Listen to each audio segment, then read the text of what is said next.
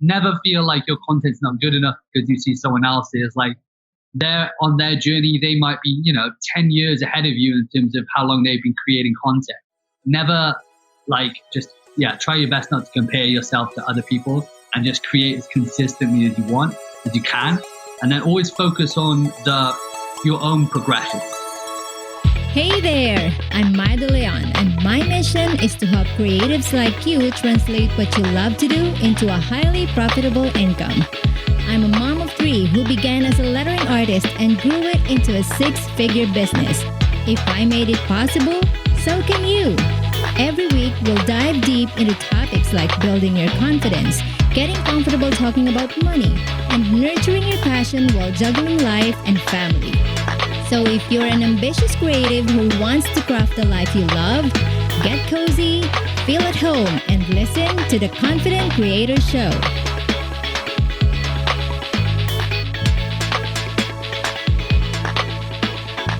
Hey creators! Today I am joined by an amazing British artist who has been practicing art and lettering for over 7 years. He's well known for sharing his creative process online by producing viral art videos and sharing them with his combined following of, hear this, over 4 million people on Instagram and TikTok. Not only that, he recently launched his first range of precision paint brushes, which was an instant sellout success. And he's now working on developing more products under his Precision Art Supplies brand. Welcome to the show, James Lewis. How are you, my friend? It's been a while. It really has. Yeah, no, I'm doing really well, thank you. What a great intro. Thank you so much. Thank you so much for being here today. I'm super, super excited because, I got James Lewis on the show, and this is a very, very new show. So I'm super thankful for your time, and I appreciate that I got to interview you today. Thank you so much. Of course. I mean, we've been friends for ages now. So repay all that help that you've given me, setting up that workshop that time. And oh my goodness, that's nothing. That's really nothing. So thank you so much. But I know a lot of people know you already, but for the sake of our listeners and perhaps for those who aren't aware of your brand yet, can you please tell us a little bit more about your business and how it all started for you? Sure thing. So I've been creating art and content now for the past 7 years. First of all, it was mostly calligraphy. I had really bad handwriting at the time, and I was like, I really should try and do something to improve this. So I looked into lots of different ways to learn calligraphy, and I started with copper plate calligraphy. So I was drawing these beautiful fancy letters, but then when it got down to my actual handwriting, it was still terrible. So I guess that sort of led me on to different areas in letter form creation, I guess. Mm-hmm. So I was doing hand lettering, type design. That then led me on to sign painting, and then different types of painting, which I'm doing today. And that sort of was a span of 7 years. And during that time, I was always sharing my process, mostly on Instagram, but also on other places like Behance and YouTube and lately TikTok. Mm-hmm. And then I think I studied university. I studied graphic design at university, which obviously tied into what I was doing. And when I left university, basically, I decided to set up and go full-time freelance. At the time, I think I had around 100,000 followers, and I was like, oh, that's okay. It'll help me. It'll help me basically be the jumping off point to starting my business. And that was around 3 years ago now. And the business has obviously only grown since. The followers have been growing steadily now for the past couple of years, which is obviously insane. And I'm so grateful. And it's just been an amazing journey so far. Massively growing, James. It is massively growing, and it's super fun. When I was looking back during the early days of hand lettering, I feel like we've all started and grow together as artists, and then you eventually just soar and you grew so fast, and it felt like you left us all behind with your amazing content. But I'm super genuinely happy for you. But thank you. Yeah, I consider you the king of content creation. Nobody can beat you at that, and I'm pretty sure many of our listeners are dying to know what's your secret behind creating a ton of massively successful video content for your social media followers. I think it comes down to a lot of different factors, and I'll try and go into them in as much detail as I can here. But I know Yes. we're not locked in very long. So I think I've always had like a very keen eye for like patterns. So I was always checking on Instagram, checking on like the platforms where I'd share my content to try and understand what was doing best on the platform and why it was doing so well. So I noticed quite early on that Instagram especially was shifting towards video.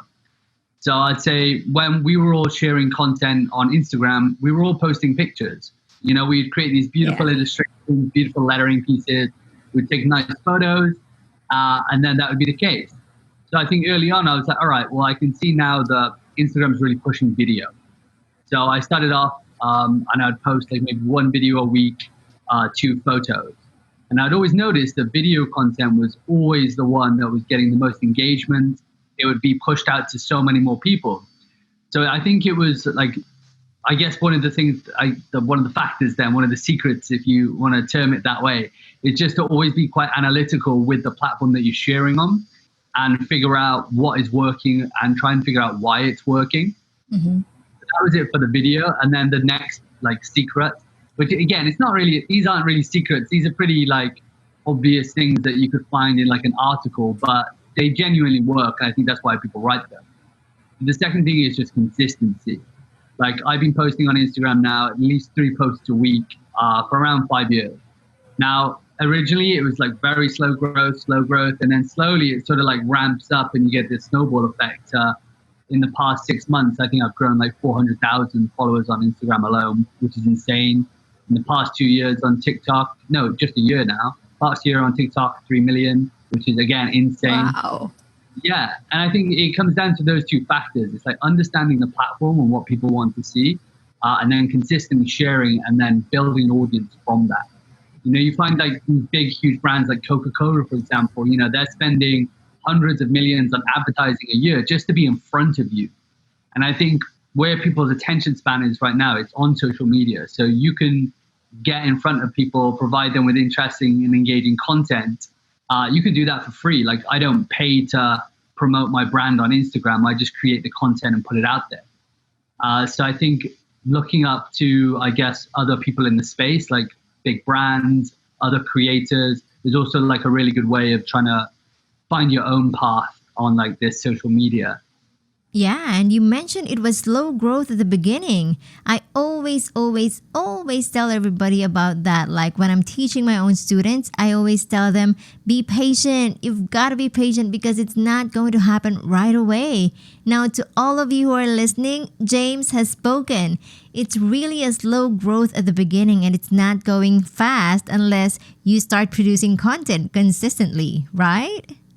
Definitely. I think that what I accredit like my fast growth on TikTok to go like to is the fact that a lot of people who were coming onto TikTok, they had never really created content before. I have been creating video content, which is sort of ideal for the TikTok platform for 4 years prior. So I had been working and refining on that skill set so that when the platform did launch and it started getting traction, my content was very much stand out because it had that production quality, the editing style. It was all so unique to like the rest of the content on the platform.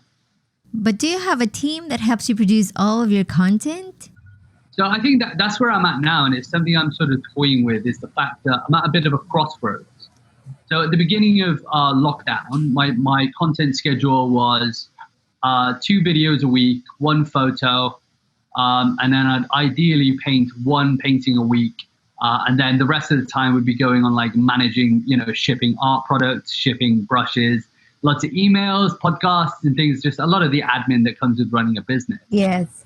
When lockdown happened pretty early on, again, I was pretty analytical and I noticed, okay, well, there's a lot more people on social media right now. So I can use this time to help try and spread positivity and create engaging and exciting content. Exactly. Whilst everyone's going through this really horrible time. So I upped production. So I went from 2 videos a week to 3 videos a week, painting at least 2 artworks a week, which each artwork takes around 8 hours. That's not including like drying time, not including like editing. So it was very much full on. And at the beginning, it was just me. So I was sort of like working myself to death at the beginning of this lockdown. Whilst everyone was off work, I was doing the complete opposite. And I saw a huge amount of growth from that. Then I also had like a bit of a personal backlash where I was very much like tired and drained, and I was like kind of struggling with what I was doing. So I ended up, I outsourced some of my video editing now. So I have a video editor who I work with. She does an amazing job. I've been working with her for the past like 3-4 months now, since like the beginning of lockdown. That's really helped me to be able to create 3 videos a week. But then the next stage is I would need someone to help me with some of the more like, I guess, more admin things here in the studio. But then to do that, so I have like a home studio, and it's like quite a small space. So I wouldn't be able to employ someone full time and have them come to my house. There's not enough space right now. So I'm at a point where I need to either take the dive into like building my own, like setting up my own studio somewhere like in the city, employing people full time to actually work and help me in that respect, or do I keep it sort of, I guess, like mom and pop, where it's just me, I do these things, and I now. So I'm sort of at that crossroads right now, and I'm definitely leaning towards growth.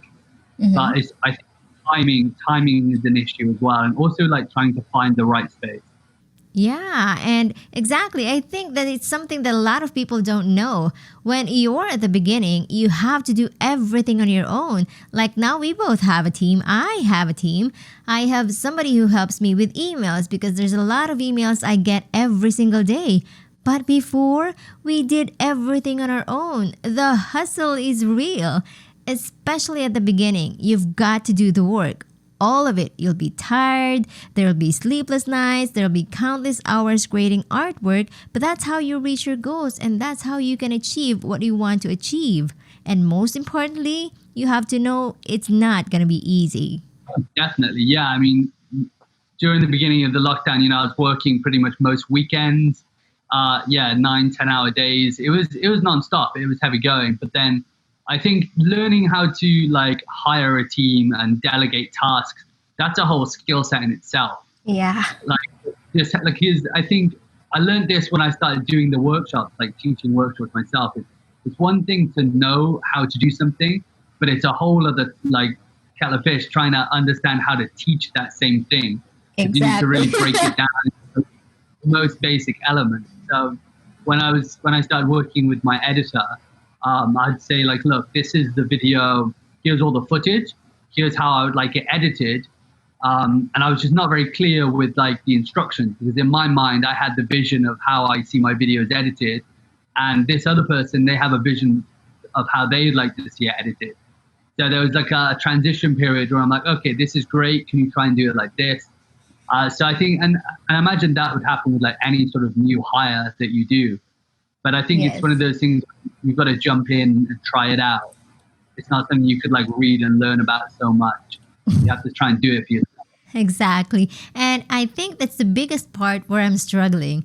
The graphics creation is part of my business that I'm not comfortable delegating to someone else yet, because I haven't found the right person. Because every time I get somebody to apply to the post, I'll be like, I think I can do it better. And I have to turn off that inner critique in me. Otherwise, I won't be able to move forward if I don't hire someone. Until now, I haven't gotten past that, but that's the most difficult part for us. We are creatives, and hiring another creative to create our assets can be a little complicated. Exactly right. Yeah. And when it's a small team as well, I imagine, if you had a big company, you had 100 employees and you employ one person who's not exactly perfect for the job, that's not going to have a huge impact. But if it's a team of 2 or a team of 3, then hire is really going to have a huge impact on just your productivity. Yes, exactly. So tell me about your platforms. You are prolific in terms of creating content. I want to hear, and I'm pretty sure a lot of our listeners wanted to hear as well. And I've been telling everybody about this whenever I get an opportunity to teach about content creation, that you are one of the best examples that I always talk about, and people are always so curious and they want to know. Does James just focus on his Instagram and TikTok account? So I guess my question for you is, do you also blog, or do you have a YouTube channel? Are you on multiple social media channels or do you just focus on one or two platforms, and why? Um, I started off when I was really growing for the first time. I think it was smart to focus on one platform. Mm-hmm. So there was originally it was Behance, which is sort of like the Facebook for design projects. It's owned by Adobe now. I'm not sure how well it's doing, but I focused all my time to that platform and slowly grew there. Then when I went over to Instagram, I focused all my time there. And I think what if you were trying to like spread yourself thin and be everywhere early on, I think that's kind of tough because you don't have that focused attention on one space to be analytical enough to really understand the platform and what content will work well on it. These days, I do distribute my content across Instagram, TikTok, and YouTube, but the content is always edited to suit the platform. So imagine like I'm painting a painting now and I got to edit that into a video. So I'd edit it into like a 3-minute YouTube video, a 1-minute Instagram and Facebook video, and then a 15-second TikTok video. Now it's the same content, it's the same like painting, but it's just cut up and edited in a way that's suitable for those platforms. Now, I think if you're like really early on in your like journey of like creating content, I think it's worth just doing some research into the different platforms and seeing what platform suits, I guess, the style of content you want to create. For me, like my content is very like short, snappy, fun, engaging, vibrant art videos. And I think that lends itself well. It lends itself so well to Instagram and TikTok and a little bit of Facebook as well. Not so much YouTube because it's quite short. But I think YouTube is slowly heading towards that way where people's attention spans is like slowly diminishing. So they'd much rather watch a 3-minute video than a 30-minute video. Yeah, but do you also maintain a blog or a website? I know you have a website, but do you maintain a blog for all your other content or do you just focus on social media?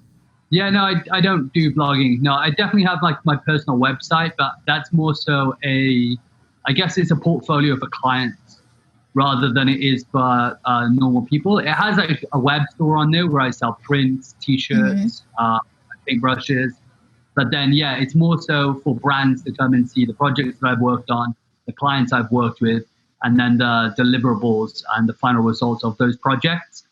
But in terms of blogs, I've never really, I've never ventured into that thing. I think I came into the social media space as blogs were slowly like fading away. I think they made like a resurgence lately because there's not a lot of people in that space. But yeah, blogging, not so much for me. Yes, and I think that's great. And it's good that you found a place where you want to produce your content and just really focus on it. So, in terms of creating content, how are you making money from it? How are you monetizing what you've been producing? And I'm sure a lot of people would love to know how exactly is James making money from his content. Because I remember I talked to you a couple of times about potentially creating online courses or maybe something like a Skillshare class of some sort. But you always get back to me and say, I'm sorry, Mai, but my focus is creating content. And you are so hyper focused on that. So how do you convert your content to income? 100%. So what I noticed around like 2-3 years ago was that, have you heard of the 80-20 rule? Mm-hmm. So it's basically, so it's 20% of the work you do gets 80% of the result. So I was really, again, analytical about what I was doing with my work day. And I noticed that creating content would always be the main thing that would bring in new projects and new opportunities. So I slowly phased out doing the graphic design stuff, the logo design, all the stuff that I was sort of doing for money work, focused entirely on creating content. Now, there's so many different ways and avenues that I can just make money creating content these days. For example, like on TikTok. TikTok recently announced a creator fund. So similar to YouTube now, I'll just get paid for posting a video straight from TikTok. So that's just one avenue. There's obviously like brand collaborations brings in a decent proportion of the income. So that could be anything from, painting a brand logo through to, I actually did some modeling for a brand, like a boots brand recently. That'll be coming out on Tuesday. Fun.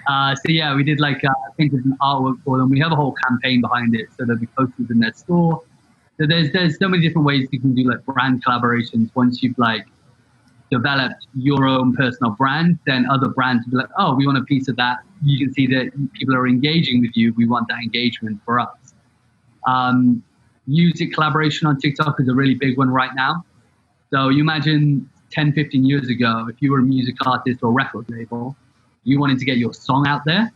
You would probably pay a radio station to play that song maybe 100 times over the period of, I don't know, a week or 2 weeks. These days, all the eyes and all the ears are on TikTok. They're not on radio anymore. So these same record labels, they're paying influencers on TikTok just to use music. So through that, I've worked with like people like Rihanna, Post Malone, just posting their music alongside my videos, and then I'll get paid to do that.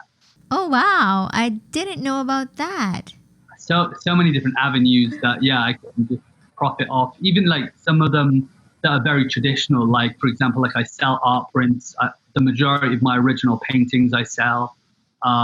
Brushes, which I guess we can go into in a bit more detail in a little bit, like art products and supplies. So yeah, there's so many different ways you can sort of make money. But I think, yeah, the main focus being on content is ideal because it's essentially marketing. Like by creating a video, I'm building my brand. And instead of, paying hundreds of millions like Coca-Cola, I'm doing it for free. People enjoy my content more than they do a Coca-Cola advert. So why would I not put all of my attention on that when it's the thing that's bringing the most attention to me?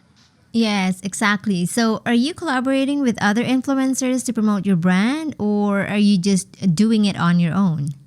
Wow, I get so with the brushes, for example, the precision paint brushes that I released, the initial plan was to launch the brushes. I built up like an email list. There was so many people interested. The plan was to launch the brushes, and then once the initial like launch sales were done with, I was going to go do some influencer marketing with a lot of friends of mine, send out brushes, have them use them.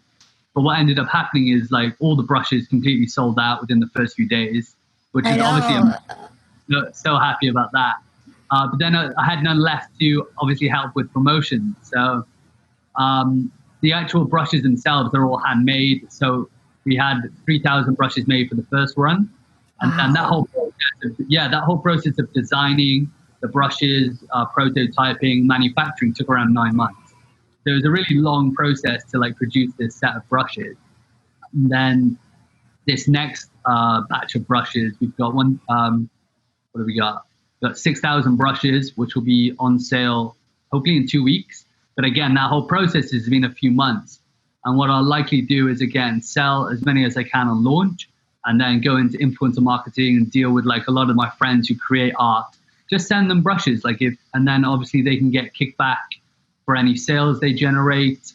It'd be sort of like an affiliate-based thing, It's not something that I have a huge amount of thought in. Like I know if I just had the brushes on my website, the amount of people who message me every day, like, what brushes do you use? Like the brushes will sell. Well, James, you have 1 million followers on Instagram. Right now, you're in a position where you put something out there and people are just going to go crazy. Like, I want to have that brushes using.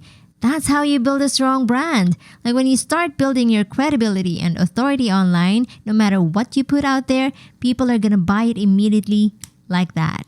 I think it's really important to state though with that is you still need to focus on building a quality product. There's a lot of influencers and people out there who, they'll slap their logo on a cheap T-shirt and sell that for like $50. I think that was the thing I wanted to avoid most with these brushes and the other products that I'm working on is like, I want my products to stand up against the best products in the market, not just like another influencer-based product. Yeah, so we all started as hand lettering artists. I eventually became a business coach. Our good friend Scotty also became a side hustlers coach. So how did you grow from being a hand lettering artist to an entrepreneur to building your own brand Precision Art Brushes? How did you go about that? And also, why did you choose art brushes out of all the many things that you could potentially, explore? Well, I mean, I've been regularly sort of pivoting with what I do. So it started off with calligraphy, it went into hand lettering, then sign painting. And then I was a lot more focused on like the video side of things. So it was sort of like video production around the content. So I sort of shifted from just being like a calligraphy lettering artist guy to like a video producer, like an actual content creator. And then off the back of that, it was a lot of painting videos. So I transitioned away from lettering into more like caricature paintings, cartoons. Yeah, I truly enjoyed those. They're a lot of fun. They're really enjoyable to paint. And I think there was a lot of reasons why I sort of transitioned away from lettering. But one of the main ones was that I felt like I was sort of stagnating with what I was doing. I'd explored, I'd spent like 5-6 years working with letters. I'd explored so many different like avenues of lettering that I just really felt like I wanted like a new challenge. And it's always scary to sort of take that dive and do something completely different. But I noticed a lot of people they were so accepting. They enjoyed the new videos of the cartoons. It was amazing. I felt so lucky at that time because I was genuinely quite scared. I guess the brushes came from the fact that the style of painting that I do isn't sort of typical for like the characters, the things that I do. That was about it. Basically, the way I paint is inspired by sign painting, which is like the lettering stuff that I learned. And I'm transitioning that skill set into traditional painting. Now, with that, I'm using brushes that were designed for sign painting, but using them in a new space. So what I did, I took I think it was like 10 or so different brands of brushes that I was using prior to developing my own. And I really analyzed them. I was like, all right, what do I like about this brush? What is like the best thing about this one? Like, do I like how long the bristles are? Is the weight of the brush nice? Is the way that I flow with the brush good on this one, or is it better with this one? So there was a lot of trying to understand what would make the best brush for this type of art that I was doing. So I think the brush as a product was so obvious to me because it was the thing that I used the most in every single one of my videos now. It has that brush in it, and I'm using that to create the art. So whenever someone's like, okay, well, how can I paint like you? It's like, all right, well, you need a certain type of sable hair brush, you need a certain type of paint, and you need to learn this skill set. And if I can provide all three of those things, then I can really help someone to develop that skill. But if I don't have, the perfect brush, the perfect paint, and like the perfect like course to help them learn their skill set, then it's a lot more difficult because it's, it took me so many years to like develop these skills, just learning it mostly by myself. But if I can impart that information and all the correct materials in like a couple of days, then I think there's so much value in that.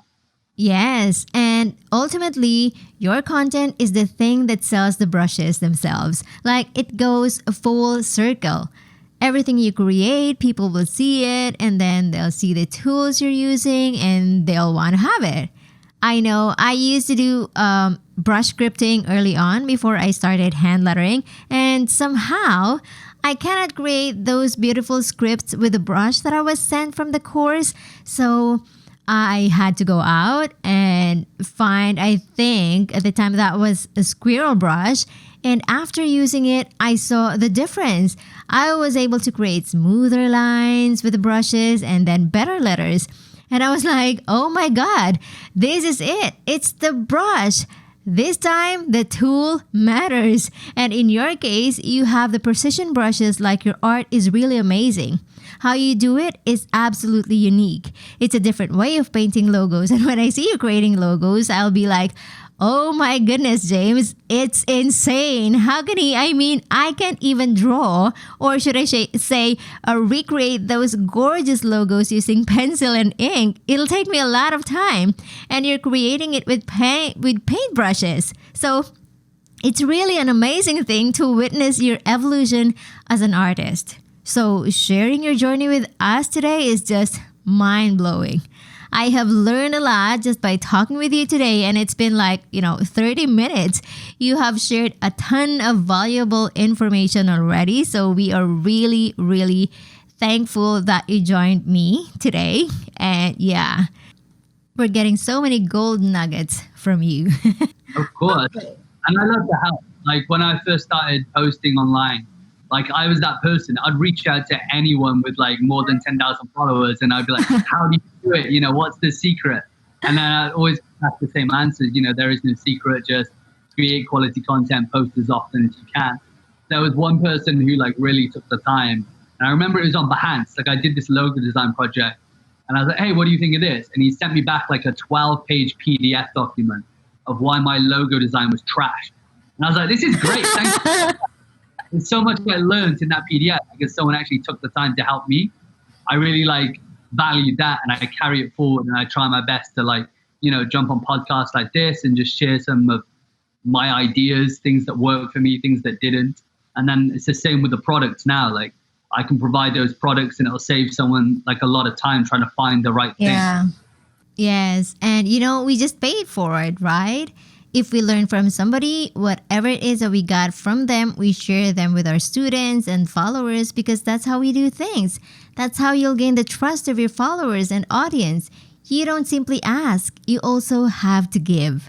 Oh, without a doubt. Yeah, I mean, the majority of like what I do is I give for free. Like obviously there's ways I can make money from the content, but the content itself, like on Instagram now, like I don't profit from the views of the content or the engagement. That's purely just for like entertaining people. But then like you said, it has that full circle effect where people can see that my product works. They trust me as a person, so they buy into the brand of me basically just creating these videos that they enjoy to watch.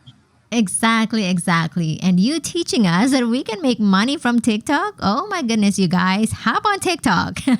You know, the funny thing is, I used TikTok during the first few months of the lockdown to fight stress and anxiety because everything was driving me crazy.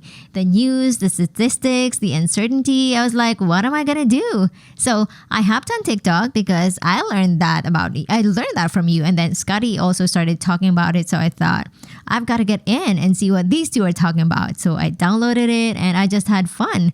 I never really get to share anything valuable in it, I guess, but I had fun and I, for a time, forgot what was happening out there. So I used it in my case as a tool to help divert my attention from what's really happening out there in the world. And a lot of people have been talking about TikTok, but not many of them are actually using it effectively. So knowing that there's a ton we can do on the platform is brilliant.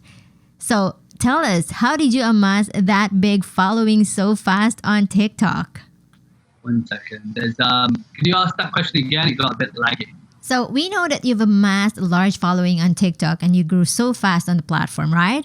And you mentioned earlier that you've been creating a ton of videos before for Instagram, before TikTok even came along. Was that a big factor for you getting more followers so fast on the platform? I think so, yeah. I think it sort of gave me a head start in the sense that I was already creating content that was perfect for that platform. It was like short, fun, like very high paced, high energy. And it's also like a bit of like nostalgia, you know, you see like a logo being painted that you've seen that logo, and then you're seeing it being recreated in this unique painterly way. Then it sort of put me at like an advantage maybe over people who were just starting out on the platform because I had already had like my own distinct style. I guess, yeah, the style of what I was doing was quite unique at the time as well. So when people are just scrolling through videos and they see this, which is quite pristine, they're like, oh, that's cool. Next time they see it, they're like, oh, that's a James Lewis video.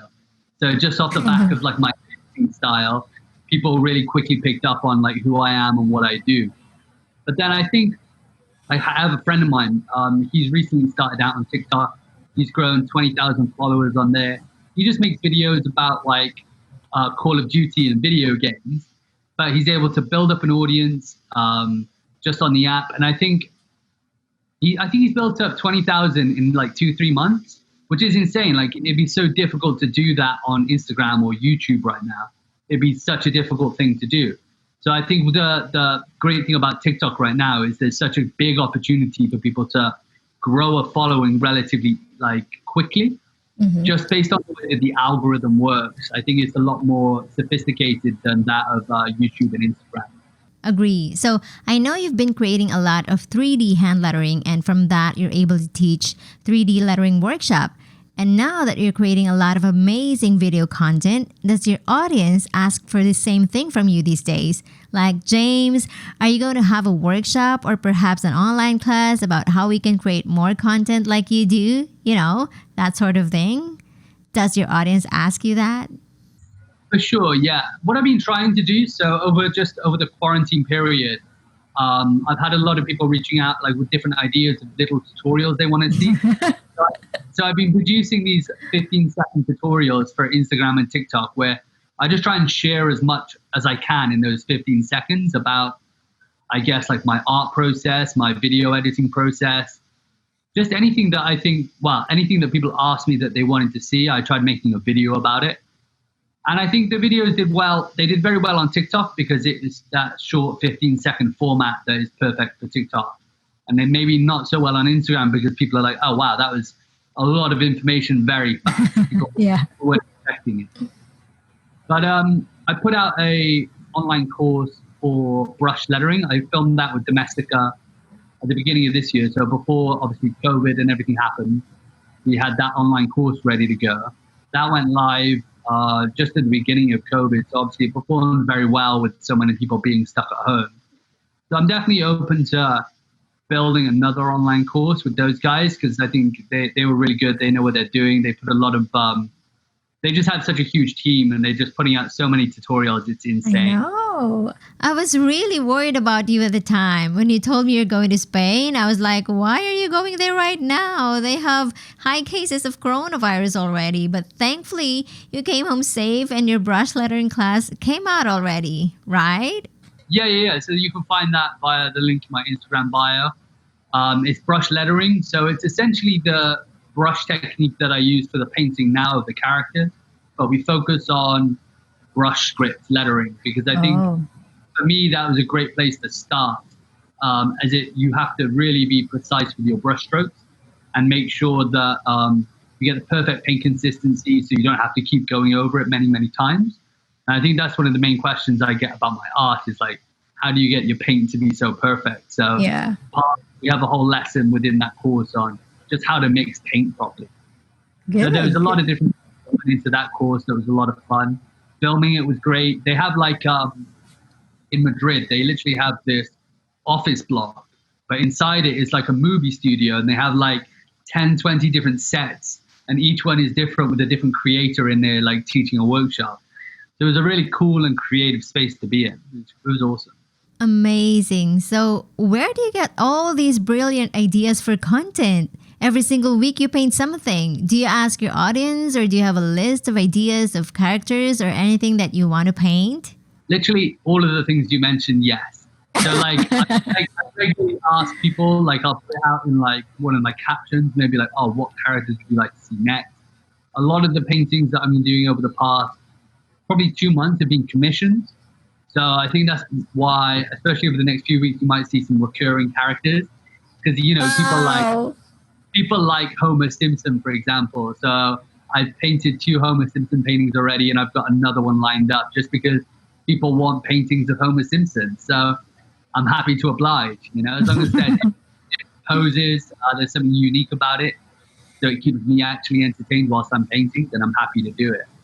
But in terms of like original ideas, I'm always trying to sort of push the boundaries and learn as I go. So up until probably like 4 months ago, I had never looked into character design. It was it wasn't on my radar. You know, I probably couldn't draw characters properly. Like it's just not something I did. You know, I did letters. So what you're seeing on my Instagram and TikTok is me learning how to produce these characters. This is still like the early stages of that. Taking it, you know, maybe in the next year or the next 2 years, hopefully I'll be developing my own characters, developing my own universe of sort of characters based off my painterly style. So then that's something more so that I can own. Because obviously when I'm painting these characters of, you know, other people own that intellectual property. So there's definitely like a threshold of where I can take that. So yeah, I think right now it's just learning how different illustrators create characters, how they do poses, and I'm learning that through painting it and producing content. So I'm learning, I'm producing content, and I'm selling the painting. So it's a great circle loop of... Yes, exactly. Always be learning. Yeah, 100%. And like never, if you feel like you're stagnating or you're doing the same thing over and over, then you really need to switch it up. I think that's what I was feeling like with the lettering is that there was just not enough originality. There was just something lacking with what I was doing. So with these characters, it was a great way to switch it up. And now I'm already feeling that with the characters, like, all right, well, I've been painting these characters for a while now. What's next? And there's really nothing wrong with that, right? Because others have been, asking, if I do this thing, is it going to be what I need to be doing all my life? Well, actually, no. You're going to grow, but you cannot grow, you cannot evolve unless you try something new. You've got to get out of the box first and see if that works for you or not. Unless you do that, you're not going to know if whatever you want to try is going to be a success for you, or if that's something that you actually don't want to do long term. Doing actually allows you to explore and eventually choose what you want to do. So get out of the box first and start being uncomfortable and find out what's going to happen. Also, don't forget to have fun, because if you're doing it and then you find it exhausting, maybe it's time to rethink it. Oh, 100%. Like when I was doing the logo painting, for example, like in terms of business, like I'd never been in a better position business-wise, because I had this service that no one else could provide. I could produce, this beautiful video of me painting a company's logo. Obviously, because it was such a unique service, I could charge a very large amount. I was working with huge companies. But then, like I said, like if that passion and that excitement isn't there, then that is always going to come through in the final result, the final video, whether you want it to or not. Like that will find its way to come through.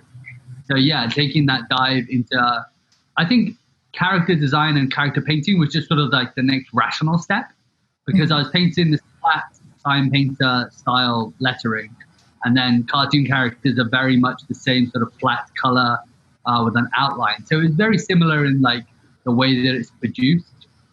So yeah, it was just a logical step. If it didn't work, then I could always go back to lettering. Yes, absolutely. If things don't work out, we can always, go back to what we actually have been doing. But then again, growth is never going to happen unless you step out of your comfort zone first. So for sure, that is good. And I think what is like, I guess one of the things that sets my art videos aside from other people's is that I'm approaching this character painting from a sign painter's perspective, using sign painterly. Yeah. So I'm sort of merging these two worlds that have not been like merged before. So again, like having that background in lettering and then doing something completely different really helps me stand out, because there's two sort of worlds colliding. And if you can find a way to do that with whatever like you're doing, person listening, then I think that's gonna like be really helpful, because you have that unique approach that a lot of people are lacking. Finding that sweet spot, right? Yeah, exactly. Perfect. So, James, this has been an amazing episode. I wish we had more time so I could ask you more questions. But before we wrap up, what advice would you give to our listeners who are struggling with creating content right now? Because I'm sure they need it. One of the biggest things that I did was making content the priority.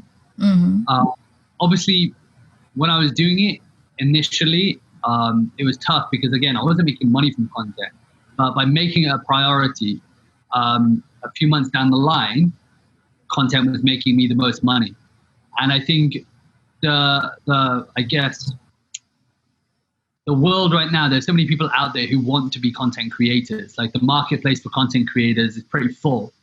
And you really do need to find a way to stand out and create interesting, unique content.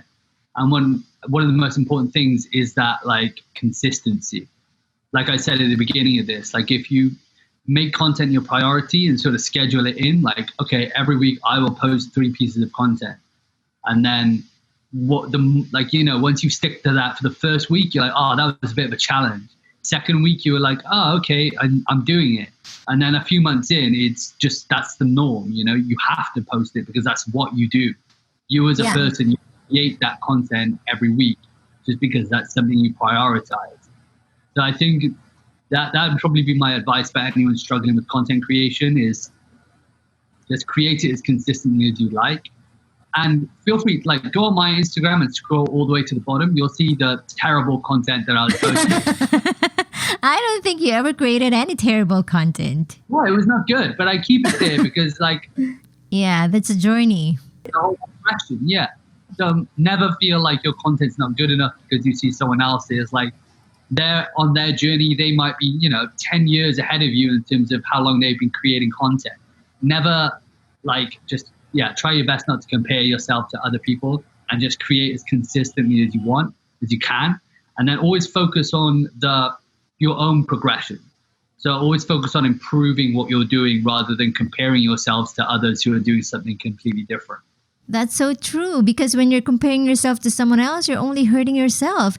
It's not going to be healthy for you or for your business. No, exactly. Alrighty, thank you so much, James. And please let us know where we can find your fun painting videos and your precision art brushes. For sure. Well, best place to find me is James L. Lewis on Instagram and TikTok. And then also jameslewis.com. And for the brushes, they're currently sold out, but they should be restocking around 2 weeks. That is precisionartsupplies.com. All right. And in case you forgot all of that, we'll have everything in the show notes for you. So don't worry, we've got you covered. And if you haven't done so yet, subscribe to the podcast so you get the notifications for when we release a new episode. I would also love it if you can leave it a review on iTunes, because your reviews help the podcast get found by other creatives who are in need of inspiration, just like you and me. Plus, it motivates us to get more work done, more better work done for all of you. And as always, keep creating and stay confident. Until next time, this is Mai. Thank you so much, James. Thank you. Thanks for having me.